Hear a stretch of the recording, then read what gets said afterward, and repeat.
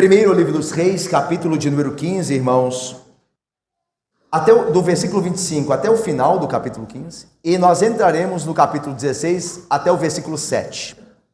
Eu farei a leitura então, irmãos, os irmãos atentamente, de maneira reverente, prestem atenção na palavra que o Senhor nos diz. Então diz assim o texto, irmãos: Nadab, filho de Jeroboão, começou a reinar sobre Israel no ano 2º de Asa, rei de Judá, e reinou sobre Israel 2 anos. Fez o que era mal perante o Senhor, e andou nos caminhos de seu pai, e no pecado com que seu pai fizera pecar a Israel.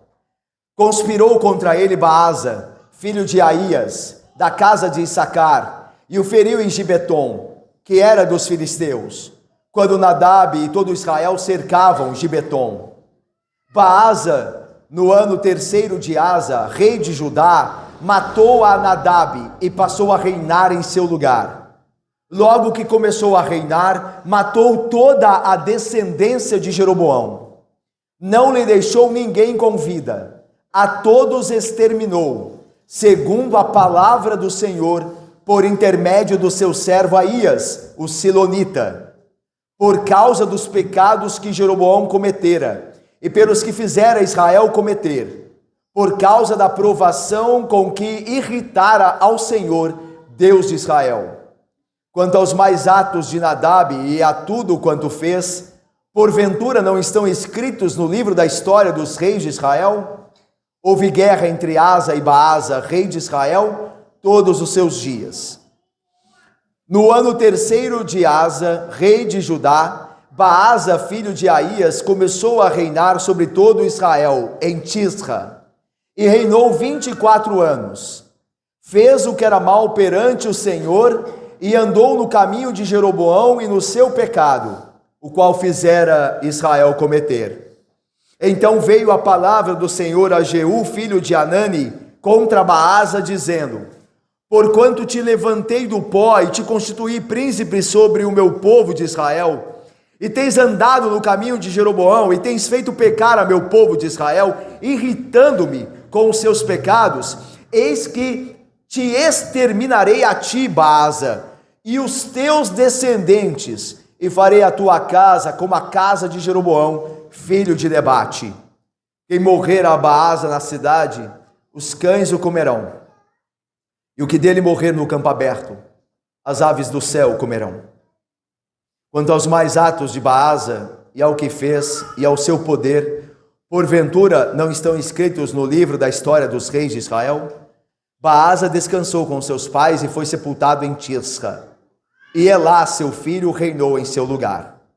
Assim veio a palavra do Senhor por intermédio do profeta Jeú, filho de Anani, contra Baasa e contra a sua descendência. E isso por todo o mal que fizera perante o Senhor, irritando-o com as suas obras, para ser como a casa de Jeroboão, e também porque matara a casa de Jeroboão. Vamos orar? Ó Deus, nós estamos diante da Tua santa, poderosa, viva palavra. E a Tua palavra, Deus, tem o poder de nos abençoar nesta noite. Se nós não atendermos a ela, de nos amaldiçoar. Há verdadeiramente um poder espiritual agora, ó Deus, por meio da pregação da Tua palavra. E nós não nos enganemos, ó Deus. Nós estamos agora diante da bênção e da maldição. Escolhamos, ó Deus, e nos ajude. Escolhamos a bênção. Em nome de Cristo nós oramos, pedindo ao Senhor que nos guie em Tua palavra, nos fale por meio dela. Com perdão dos pecados, em nome de Jesus nós oramos. Amém. Meus irmãos, de fato, cair sob o terrível julgamento de Deus é algo imensurável. É a pior coisa que pode acontecer a um homem. Todavia, nos parece que o julgamento que Deus pronuncia contra aqueles que quebram o segundo mandamento é talvez o mais terrível de todos os juízos. O segundo mandamento diz: não farás para ti imagem de escultura.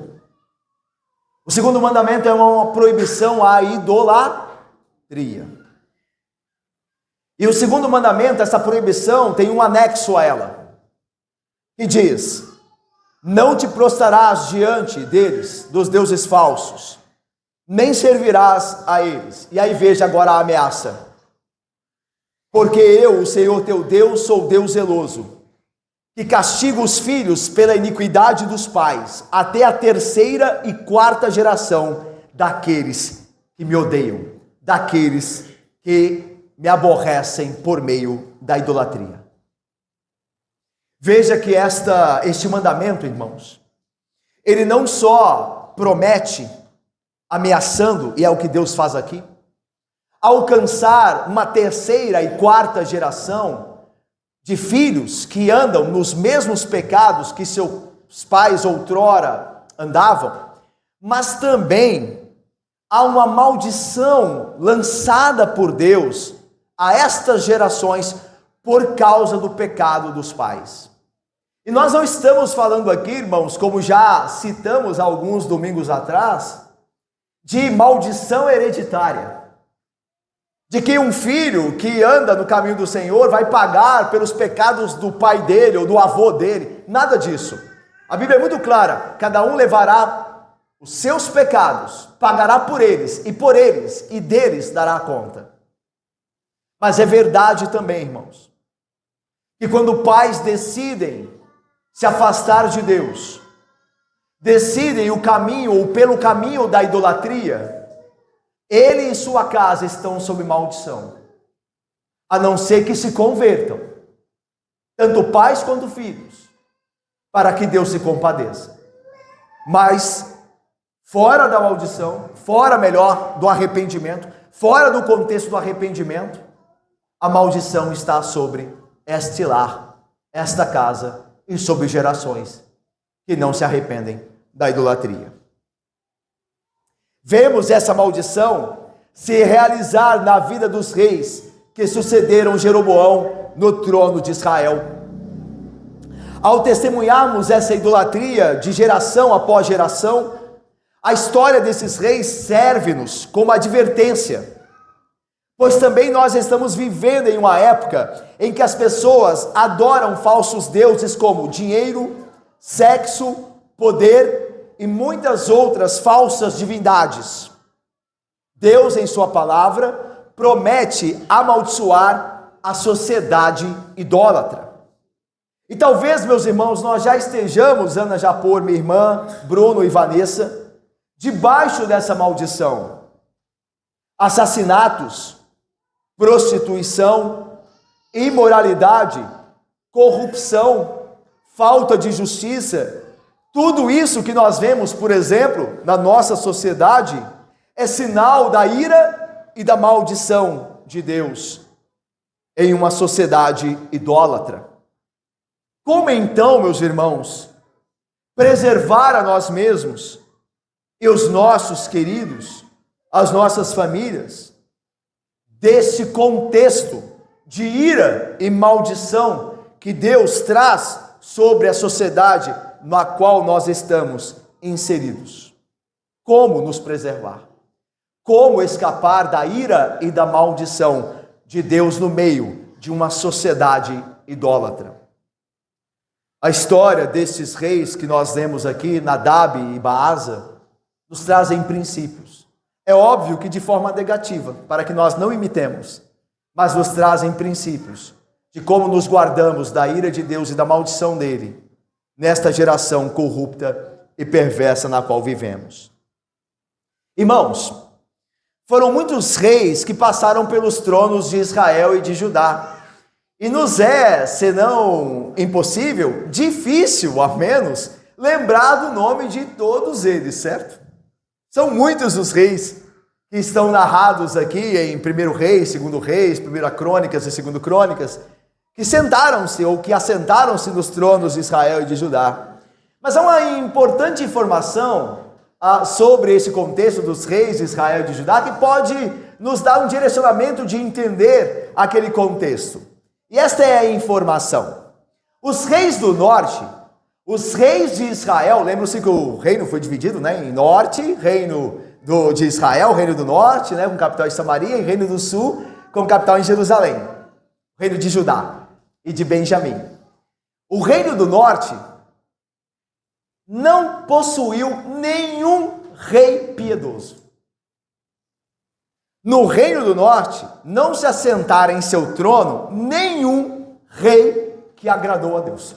Todos os reis do norte fizeram o que era mal perante o Senhor. Não é sem motivo que Deus destruiu da história o reino do norte, enquanto o reino do sul foi preservado, até que veio Cristo e se assentou no trono de Davi.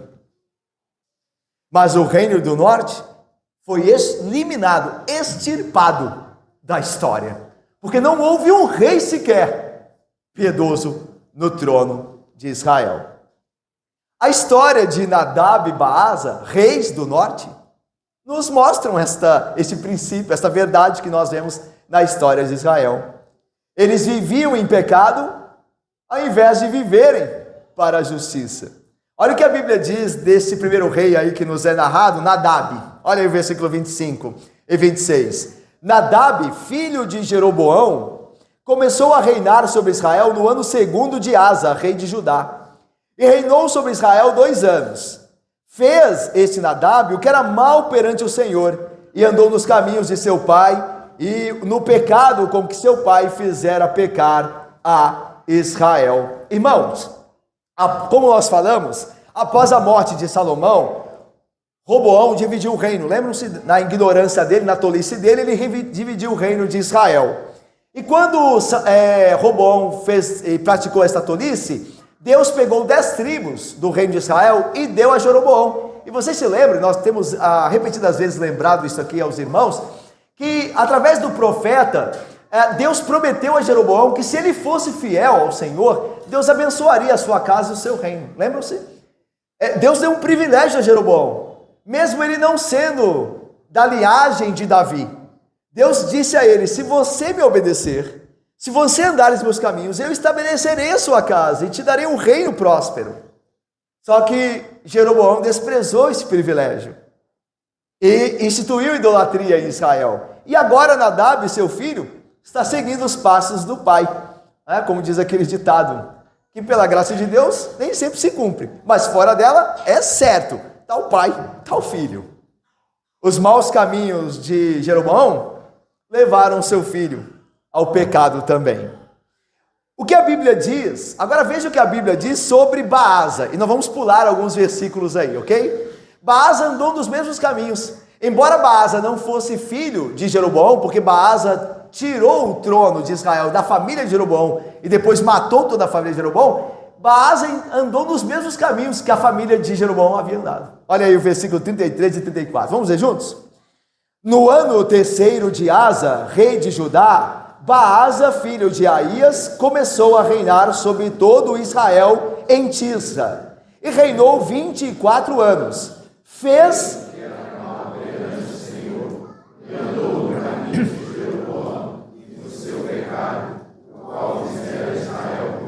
Veja que a dinâmica que é aqui colocada é a mesma com a qual a palavra de Deus se refere a Nadab.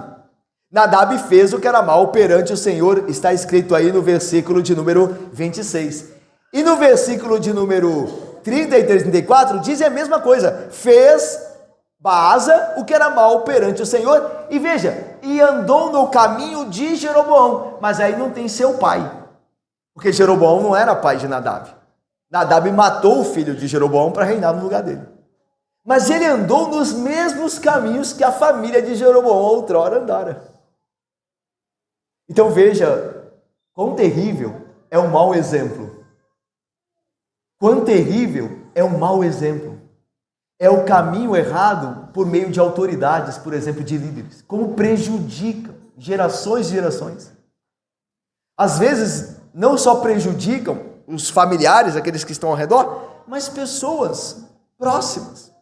como no caso Jeroboão prejudicou ao próprio Nadab, e Nadab imitou os pecados de Jeroboão. E aqui, meus irmãos, Eliã, a Daniele, minha irmã Alana, diácono Paulo Valerão, aqui, meus irmãos, há uma coisa importante. O fato de Jeroboão ter prejudicado a Baasa não significa que Baasa não era responsável por ter escolhido aquele caminho. As duas coisas podem acontecer concomitantemente. O meu exemplo pode influenciar alguém ao caminho mau e eu sou culpado disso. Ao mesmo tempo, a pessoa que me segue é responsável também por me seguir. Então tem culpa de ambos os lados. Ok? Certo? Tanto a responsabilidade de quem é o exemplo, como a responsabilidade de quem decide seguir o exemplo. Ambos são culpados diante de Deus, se caso escolherem o caminho errado. Irmãos, portanto, a mesma velha história aqui. Baasa cometeu os mesmos pecados de Nadab, andando pelo mesmo caminho de perdição. E eu fico pensando aqui, meus irmãos, os súditos do reino de Israel, olhando rei após rei, cometer os mesmos pecados. E penso que não é tão diferente conosco, quando nós olhamos para o contexto ao nosso redor. É assim também nos dias de hoje. Os pecados dos pais se tornam os pecados dos filhos. Uma geração passa, outra vem, mas as pessoas continuam a cometer os mesmos pecados antigos. Pense no mundo dos negócios, do comércio. A ganância é a mesma de sempre. Pense nas relações entre os homens. Julgar pessoas pela cor da pele é chamado racismo. Lembrando que não existe raças diferentes. Existe apenas uma raça. A raça humana. Alguns têm mais melanina, são mais privilegiados, e outros menos. Mas a raça é uma só. E este mundo mau vive a querer nos separar. Mas há tanto ódio de alguns brancos por negros, quanto de negros por brancos. E passa o tempo e nós vemos as mesmas coisas. Pense nos lares: adultério, desobediência de filhos rebeldes, abandono dos pais aos filhos. Passa-se gerações e gerações, a mesma coisa. Pense na política: corrupção, tirania. Entra governo, sai governo, ora mais, é verdade, ora menos, mas ela está lá. Corrupção, tirania também é encontrado. Para onde quer que olhemos, irmãos, vemos pessoas que vivem em pecado e não na justiça. E nos perguntamos como e até quando esse ciclo não será rompido. E talvez nós vejamos a mesma coisa, irmãos, quando olhamos no espelho e percebemos que não importa o quanto desejamos ser parte da solução, continuamos a ser parte do problema. Não é verdade? Nós olhamos aquela corrupção que está ao nosso redor, aquela corrupção sistemática, mas às vezes nos esquecemos de olhar no espelho e vemos que, ainda que desejemos uma solução, nós muitas vezes fazemos parte do problema. O apóstolo Paulo diz isso de uma forma maravilhosa e, ao mesmo tempo, desafiadora. Ele diz assim: tu que condenas o pecado de outro, não condena o pecado em ti mesmo? Tu que condenas a idolatria, rouba o templo dos ídolos. Tu que dizes que não deve mentir, vive a mentir. Você anseia por solução, mas faz parte do problema. E não é assim conosco? Nós estamos sempre a apontar o problema. mas temos dificuldade de fazermos parte da solução. Como estão os nossos caminhos? Será que o que vemos, geração após geração, vemos em nós também? Ou a graça que nós dizemos ter nos alcançado tem nos mudado? Mas vamos continuar. Observe outra coisa na maneira que esses reis, Nadab e Baasa, viviam. E aqui é muito importante também. Eles viviam pelo poder humano e não pelas promessas divinas. Eles, Letícia, confiavam em seu próprio poder, em seu próprio braço, minha irmã, em vez de confiar nas promessas de Deus. Irmãos, só para nós entendermos um contexto aqui, querido presbítero Luiz, Jane, antigamente os verdadeiros reis de Israel haviam sido nomeados pela vontade e propósito de Deus. Eles assumiam o trono por causa da promessa divina que houvera antes estabelecidos como rei. Imagine então Davi, vamos pensar em Davi, o rei Davi. Davi não se assentou no trono por força.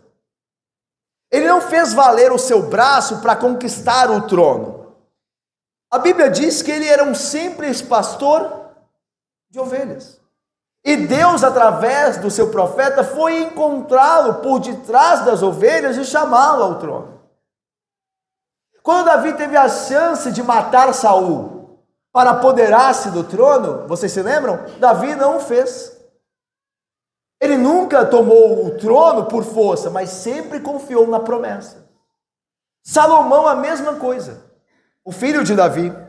Vocês se lembram quando Davi morreu? Um dos seus filhos, chamado Adonias, tentou usurpar o trono, quando Salomão era o rei prometido.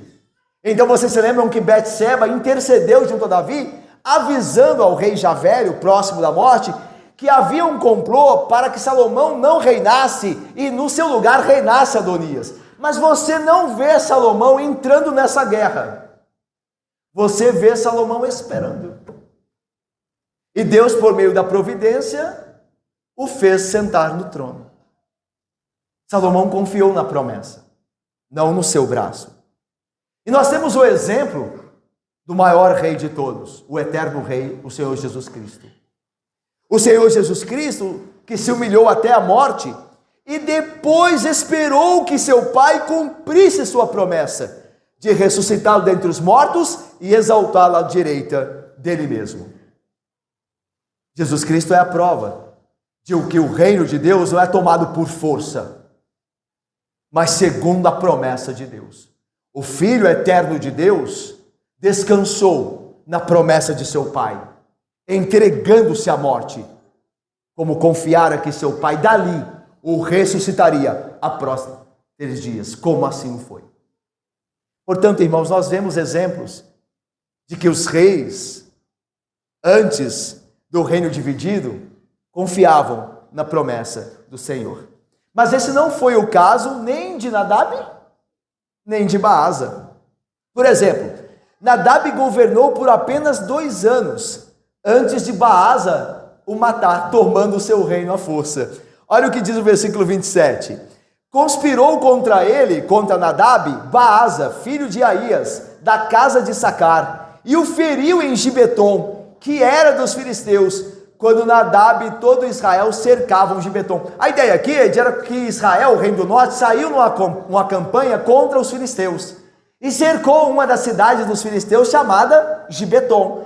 Naquele local de cerco, Baasa se levantou, um israelita, um súdito de Nadab, e o matou para tomar o seu lugar no trono.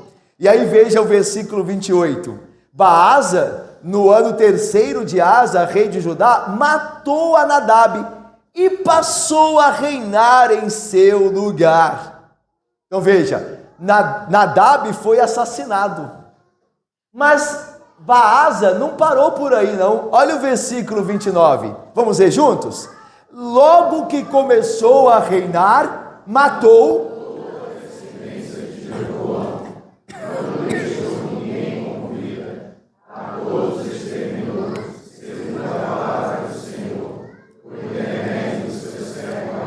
até aí, irmãos, por palavra do seu servo Aías, até aí.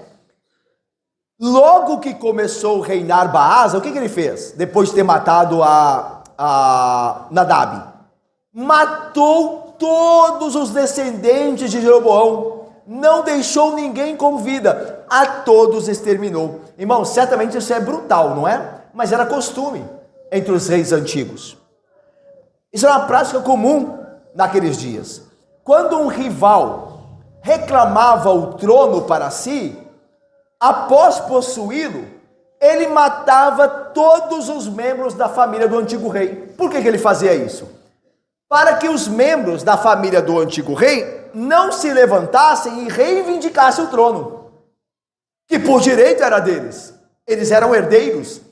Então, quando havia uma revolta nesse sentido, um golpe de um súdito contra um rei, o súdito que se levantava deveria matar não só o rei, mas os filhos daquele rei. Porque os filhos daquele rei, se não morressem, seriam sempre uma ameaça para ele.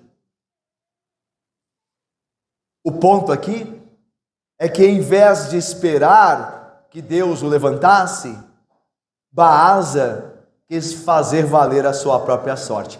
Há um ditado no mundo dos negócios, esse ditado, Evan Lutzer trabalha com ele, é muito próprio dos negócios na América do Norte, que diz assim: se possível, vença sem trapaça. Se necessário, trapace para vencer, mas sempre vença. Se possível, sem trapacear. Se necessário, por meio da trapaça. Mas o importante é vencer. É claro que isto não condiz com o cristianismo, mas é o espírito desse século. E era o espírito de Baasa. Vencer é o que importa. Não importa como, mas vencer é o que importa. E o resultado disso, quando nós tentamos construir o reino, o nosso reino, as nossas coisas, a nossa força, o resultado é que nós nunca temos paz, porque sempre depende da nossa força manter o nosso reino. Olha o resultado, versículo 32.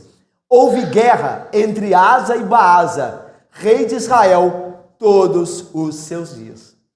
Se Baasa dependesse da promessa de Deus, ele descansaria, porque aquilo que Deus estabeleceu não pode destruir o homem. Mas se Baasa construir o seu reino à sua força, ele tem que lutar por ele. E aí ele vai lutar até o dia da morte. Irmãos, isso é o que acontece quando cada um de nós queremos viver pelo nosso próprio poder e não pelas promessas de Deus. Sem a ajuda de Deus, cabe a nós tentar defender o que temos. E por isso é que estamos sempre lutando e nunca descansamos. Porque nós não nos apoiamos, Natália, minha irmã e Mira, nas promessas de Deus, mas naquilo que nós podemos realizar por nós mesmos. E aí nós não temos descanso.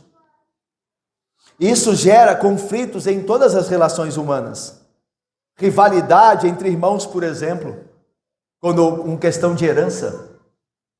Não é verdade? Quando eu quero conquistar o que é meu, quando eu quero conquistar a minha herança e lutar por ela, isso causa desavenças. Ao invés de praticar a justiça e esperar em Deus. Se alguém me prejudicar, quando eu espero em Deus, eu sei que por fim não serei prejudicado. Deixa eu te falar sobre herança, como a Bíblia fala. A Bíblia contou história sobre isso. É um princípio. Lembram-se quando Abraão foi chamado por Deus? Ele saiu da sua terra, da sua parentela, mas ele levou não só sua esposa, mas também o seu sobrinho. Lembram-se? Ló. Sobrinho maravilhoso, viu? Maravilhoso. Sobrinho de dar inveja. Em determinado momento, as riquezas de Abraão e Ló, seus pastores, começam a crescer. E eles não podem mais habitar no mesmo lugar. Começa a haver desavença, lembram-se entre os pastores de Abraão e de Ló? Eles não podem mais ficar no mesmo lugar. E é interessante isso, né? Porque quando Deus chamou Abraão, não disse a ele para levar a Ló. Talvez Abraão não tenha confiado tanto em Deus e tenha levado o sobrinho para ajudá-lo. Mas Deus deu um jeito de Abraão cumprir com a vontade dele. Ao ponto que Abraão teve que despedir Ló.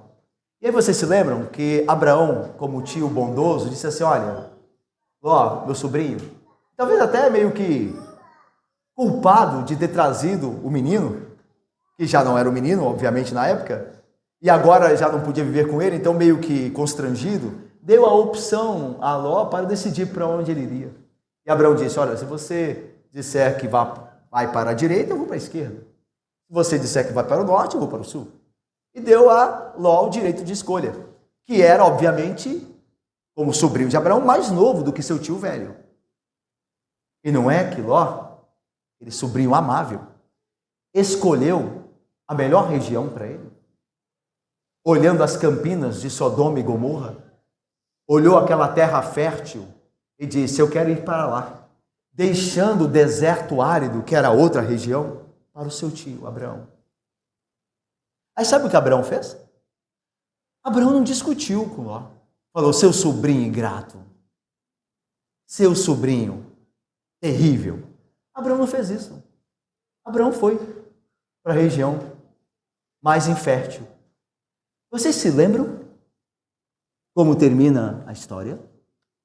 Quem foi bem-aventurado? Abraão foi bem-aventurado. Porque a terra infértil com Deus é fértil, e o fértil sem ele é morte. Abraão creu em Deus e confiou nele. Quando Ló aproveitou da situação para garantir o seu reino à força. É por isso, irmãos, que brigas amargas na família, na igreja, por direitos nossos, nunca nos darão aquilo que nós procuramos, que é segurança e satisfação. Mas confiar em Deus é o que nós deveríamos fazer. Se formos sinceros, irmãos, temos de admitir que muitas vezes somos tentados a viver da mesma maneira que viveu Baasa, a estabelecer pela força o nosso direito e aquilo que queremos. O nosso próprio poder, queremos fazer as coisas acontecerem, ao invés de confiarmos naquilo que Deus nos tem prometido. Vejam só, prestem atenção aqui, irmãos, isso é muito importante. Às vezes nós nos preocupamos tanto com a nossa vida e a nossa saúde, que ferimos outros por causa disso. Vocês se lembram do contexto da pandemia? Como as pessoas feriam umas às outras. Graças ao bom Deus, e só pela graça dele, nós fomos guardados disso aqui na igreja. Graças ao bom Deus, porque se dependesse de nós, nós estaríamos estraçalhando-nos uns aos outros aqui. Mas graças a Deus, Deus nos guardou a todos aqui. Mas teve igrejas que se dividiram. Teve famílias que pararam de conversar. Teve pessoas que agrediram outras pessoas porque não estavam usando máscaras. E para o bem delas, elas deviam apanhar para usar. Veja, que loucura. Mas porque nós queremos defender o que é nosso, sem confiar em Deus. Se alguém não usou isto, e eu estou usando, eu não vou brigar com a pessoa por causa disso. Porque apesar dela não usar, Deus é poderoso para me guardar em vida. E pode todo mundo usar máscara? E se Deus quiser que eu morra por meio de avirose, eu morrerei. Porque é Deus que decide em última instância essas coisas. Mas não é assim às vezes que nós pensamos. Porque nós queremos estabelecer as nossas coisas pelo nosso braço. Nós nos esforçamos para conquistar reconhecimento dos outros, tentando certificar-nos de que as pessoas saibam quem somos e o que fizemos. Em vez de confiar que Deus nos exalte, se Ele quiser nos exaltar, no momento oportuno. Devemos deixar que as pessoas nos reconhecessem e não fazer com que elas nos reconheçam. E as mídias sociais são nosso grande instrumento para o nosso reconhecimento, não? Ao invés de nós confiarmos em Deus. Se Deus quiser que sejamos conhecidos, Ele fará. Se Ele não quiser, não tem problema nenhum. Aliás, nós, pecadores miseráveis, nem merecemos ser tão conhecidos, não é verdade? Mas tem pessoas que vivem fazendo campanha para elas mesmas. Vivem fazendo questão de seus grandes feitos, se é que são grandes, porque a Bíblia diz que a língua, esse órgão tão pequeno, vive a gabar-se de grandes coisas, sejam conhecidos por todos. Veja, nós estamos querendo construir nosso reino segundo a nossa força.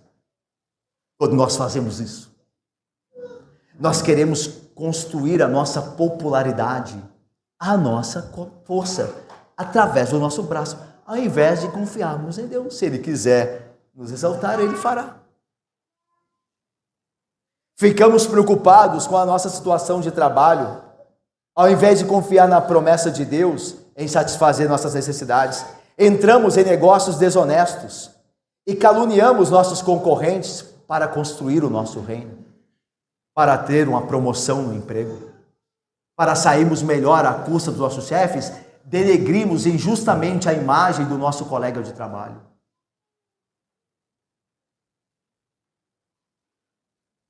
Insistimos em nossa própria vontade dentro dos nossos lares, ao invés de sacrificar-nos pelos outros, e em seguida dar lugar à obra de Deus. Machucamos nosso cônjuge, machucamos nossos pais quando somos revoltosos, querendo que eles façam a nossa vontade.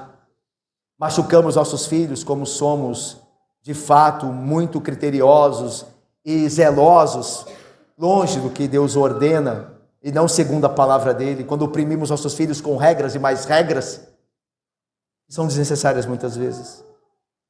Isso tudo para que a nossa vontade prevaleça. Portanto, meus irmãos, em tudo isso nós pecamos, quando estamos procurando estabelecer o nosso próprio reino, a nossa força, esquecendo do que diz Deus através do seu profeta. Olha o que Deus diz, e nos diz aqui: não por força, nem por violência, mas pelo meu Espírito, diz o Senhor dos Exércitos. Zacarias 4:6. Não por força, nem por violência você conquistará algo, mas pelo Espírito de Deus. Confie em Deus, em sua promessa, em seu Espírito que está trabalhando em você e por você. E espere e aguarde, mas não tente construir o seu reino pelas suas próprias forças. Você jamais terá paz se você o tentar. Nadab e Baasa não viveram pelo poder da promessa de Deus, mas pela força de suas próprias ambições. Eles deram pouca atenção ao que Deus tinha a dizer sobre seus maus caminhos, seu culto ímpio ou sua violência assassina. E a impiedade deles parecia não ter fim. Uma geração após a outra, e os mesmos pecados. Meus irmãos, quando nós vemos os mesmos pecados sendo perpetrados, geração após geração, nós imaginamos e podemos imaginar que o mal nunca será refreado, não é verdade? Que Deus se esqueceu e que a injustiça prevalecerá. Mas este texto nos mostra que, apesar dos pecados de Nadab e Baasa, geração após geração, Deus ainda tinha algo a lhes dizer. Uma palavra de julgamento. Demonstrou que Deus haveria de os punir com sua autoridade por causa dos pecados que cometeram contra o Senhor. E é importante nos lembrar disso. Sempre que o mal parecer triunfar, nós não devemos desanimar, porque Deus ainda tem algo a dizer. Deus julgará os maus. Ainda que o pecado, que a injustiça, que a opressão pareça triunfar geração após geração, Deus julgará os maus. E isso acontece, como nós vemos, tanto com Nadab como com Baasa. Olha o que diz, irmãos, o final do versículo de número 29. Diz que o que aconteceu, irmãos, a Nadab, aconteceu segundo a palavra do Senhor, por intermédio do seu servo Aías, o silonita, por causa dos pecados que Jeroboão cometera e pelos que fizera Israel cometer, por causa da provocação com que irritara ao Senhor, Deus de Israel. Irmãos, vocês se lembram que quando Jeroboão tem um filho, o filho dele, que era o herdeiro do trono adoecido, ele manda a mulher dele disfarçada da casa de Aías? Lembram desse texto? Nós vimos aqui. Silvia? E Diácono Jessé? E meu irmão Vitor? Vocês se lembram que quando o profeta já cego recebe a visita da esposa de Jeroboão, o profeta disse que o filho haveria de morrer, mas que Deus havia se agradado dele, mas que toda a descendência de Jeroboão posteriormente morreria. O que aconteceu com Nadab é a promessa da palavra de Deus, que ele julga os homens maus. Pode demorar, irmãos, mas Deus julgará os homens maus. E isso é uma verdade que nós vemos aqui na vida de Nadab, filho de Jeroboão. Irmãos, olha o que diz o epitáfio do rei Nadab, versículo 31. Quanto aos mais atos de Nadab, tudo quanto fez, porventura não estão escritos no livro da história dos reis de Israel? Veja que esse epitáfio, meus irmãos, as últimas palavras sobre alguém que falecera, não há nenhuma indicação nestas palavras de que Nadab se voltou para Deus em arrependimento e fé. E assim ele caiu sob o julgamento dos mesmos pecados que cometera o seu pai. Não que Baasa tenha sido mais justo que Nadab. Porque veja, lembra, Baasa assassinou Nadab. Mas não é porque Baasa era mais justo que Nadab. Porque Deus pode usar um homem mau para ser o instrumento da sua ira sobre outro homem mau. E posteriormente, julgar o homem mau que foi instrumento da sua ira. E é isso que acontece na relação Nadab e Baasa. Deus está usando Baasa, que é um pecador como Nadab, tanto que a Bíblia diz que Baasa vai viver nos pecados que andou Jeroboão. Mas Deus usou Baasa para julgar Nadab. E depois que Baasa julgou Nadab, pela vontade de Deus, Deus depois julgou Baasa. Tanto que o início do capítulo 16 fala do julgamento sobre Baasa. Olha aí comigo. Versículo número 1 do capítulo 16. Então veio a palavra do Senhor a Jeú, o profeta, filho de Anani, contra Baasa. Tinha vindo antes contra a família de Jeroboão, agora vem contra Baasa. Está vendo? Deus julga o ímpio, irmão. Pode demorar, pode parecer que o pecado está prevalecendo, mas o juízo de Deus chegará. Então veja, Deus enviou Jeú, filho de Anani, contra Baasa, dizendo: porquanto te levantei do pó, e te constituí príncipe sobre o meu povo de Israel, e tens andado no caminho de Jeroboão, e tens feito pecar o meu povo de Israel, irritando-me com seus pecados, eis que te exterminarei a ti, Baasa. E esse versículo é terrível, não? Deus falando o nome do próprio rei, né? Eis que te exterminarei a ti, Baasa, e os teus descendentes também. E farei a tua casa como a casa de Jeroboão. Veja, Deus julga o ímpio. Deus julga todo o ímpio. Tanto Jeroboão e sua família, como Baasa e sua família. Versículo 4, olha o juízo terrível. Quem morrer a Baasa da cidade, os cães o comerão. E o que morrer no campo aberto, as aves do céu comerão. A ideia de que a morte não é uma morte tranquila. A de Baasa, dos seus descendentes. Não foi uma morte tranquila. Foi por meio de assassinato. Foi por meio de vingança. Foi uma morte maldita. Daí a ideia de não haver sepultamento. Porque o sepultamento é a honra que se dá ao morto. Mas não haveria honra para os filhos de Baasa. Por isso diz, quem morrer de Baasa na cidade, os cães o comerão. E quem morrer dele no campo, as aves o comerão. Porque não haverá honra na morte deles. Uma morte terrível. Aguarda a descendência de Baasa. Lembra que a gente leu o Salmo 76? Diz que Deus se cinge, se veste até da ira dos ímpios. Até da violência dos ímpios, Deus usa ela nos seus propósitos. É isso que diz o texto. Baasa, na sua violência, assassinou Nadab. Deus usou Baasa como instrumento do seu juízo. Agora Deus vai julgar o instrumento, que também tem os seus pecados.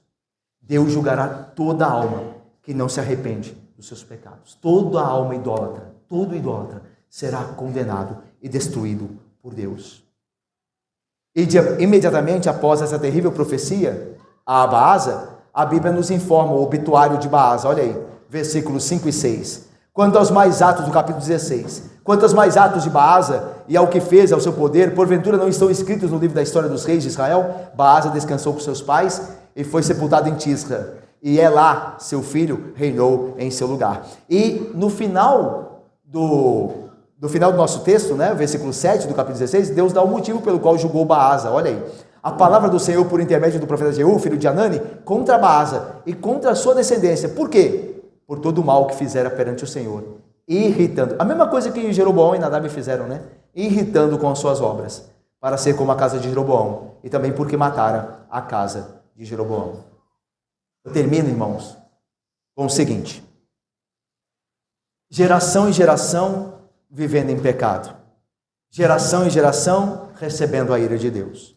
Mas não precisa ser assim comigo e com você. Não precisa ser assim conosco. Tanto a casa de Jeroboão quanto a casa de Baasa tiveram suas oportunidades e privilégios. Todavia, eles rejeitaram. Irmãos, quando eu preparava o sermão na semana passada, para este domingo, nós tivemos o sermão pela manhã, não é? O sermão do Evangelho de João. E nós vimos hoje pela manhã, o texto que nós vimos em João fala de privilégios, lembram-se?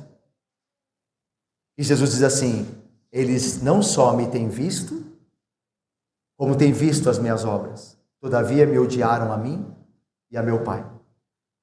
Aí nós falamos das ameaças que os privilégios trazem, lembram-se? Quando nós estamos estudando para esse texto, ele termina com a mesma aplicação. E é providência do Senhor. Talvez eu e você estejamos aqui na igreja contando com privilégios e vivendo muito pouco a vontade de Deus. Talvez eu me sinta seguro por ser um pastor de uma igreja, estar atrás desse púlpito, poder falar a vocês, que é um privilégio. Talvez eu me sinta demais seguro aqui e acho que eu não preciso ser tão santo, porque afinal Deus tem me usado, sou um instrumento dele, e ele terá de alguma forma compaixão de mim. E de certa forma eu acho que ele depende de mim. E isso é um ledo engano. Isso é uma ilusão fatal. Talvez você seja alguém que procure viver a sua vida de maneira correta, pague os seus impostos, venha à igreja aos domingos, procure criar o seu filho em uma espécie de ética moral aprovada pelos princípios cristãos, que nunca tenha traído a sua esposa, que procure honrar o seu marido. Mas se você não crê em Jesus Cristo, você é apenas um moralista. Se você não confessou os seus pecados a Ele, e foi a Ele clamando por perdão e transformação, você é apenas um moralista. E sobre você, e se eu também for assim, permanece a ira de Deus. Há muitos privilégios, mas eles podem se constituir uma ameaça. A casa de Jeroboão, como a casa de Baasa, teve seus privilégios, mas não aproveitaram. Se voltaram contra o Senhor e foram destruídos. Irmãos, eu termino. O que faremos com os privilégios e oportunidades que Deus nos tem dado? Será que viveremos no pecado continuamente? Ou nos voltaremos para o caminho do Senhor? Será que vamos viver pelo nosso próprio poder e braço ou pelas promessas de Deus? E como vamos estar diante de Deus e ouvir a palavra dele? De bênção ou de julgamento e juízo? A Bíblia diz que agora mesmo, irmãos, a ira de Deus se revela do céu contra toda a impiedade e perversão dos homens que detêm a verdade pela injustiça. Agora mesmo Deus já está dispensando aos homens maus a ira dele e a sua maldição. A Bíblia chama Jesus Cristo de juiz de vivos e mortos. Ela diz que todos nós haveremos de comparecer perante o tribunal de Deus, do qual Jesus Cristo é o juiz. E que quando Jesus voltar em glória, ele fará a separação eterna entre aqueles que lhe pertencem e aqueles que irão para o castigo eterno. Por isso Jesus nos avisa dizendo: não temais os que matam o corpo e não podem matar a alma. Temei antes aquele que pode fazer perecer no inferno, tanto a alma quanto o corpo. Mateus 10, 28. O Senhor fala estas coisas sobre o seu juízo, revelando a ameaça que paira sobre cada homem e cada mulher. Assim como ele também proferiu juízo contra Nadab e contra Baasa. Assim também ele ameaça cada homem e mulher que tem privilégios, como nós temos. Nós temos o privilégio de pertencermos à igreja, de ouvirmos a pregação do Senhor, de termos parentes crentes, de termos saúde, de termos emprego, de termos comida. Nós temos todos esses privilégios dados por Deus, que é o Pai de todas as bênçãos, que é a fonte de toda luz. Mas se nós não respondermos corretamente a esses privilégios, Deus nos julgará. Deus nos dá a mesma escolha que dera a Jeroboão, Nadab e Baasa. Se formos sábios, escolheremos melhor que eles. O Senhor Deus diz: não tenho prazer na morte do perverso, mas em que ele se arrependa e se converta dos seus maus caminhos e viva. Ezequiel 33, 11. E Deus também diz que deseja que todos os homens sejam salvos e cheguem ao conhecimento da verdade. 1 Timóteo 2,4. Deus julga os ímpios, mas o desejo dele, o prazer dele, está em salvar. E ele nos coloca diante dessa escolha. Se nós vamos continuar como esta geração, em pecado após pecado, ou se nós nos arrependeremos, confessaremos o seu nome e seremos perdoados e transformados. A razão pela qual Deus, irmãos, nos fala uma palavra de julgamento é essa: para que reconheçamos o nosso pecado com clareza suficiente para nos arrependermos deles, colocar a nossa fé em Cristo Jesus. Todos esses textos da Bíblia que falam de juízo foram escritos por dois motivos.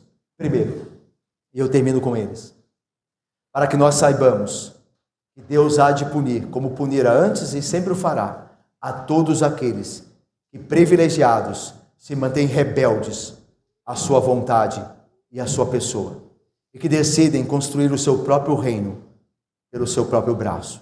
Deus julgará todo aquele que isto pratica e o destruirá.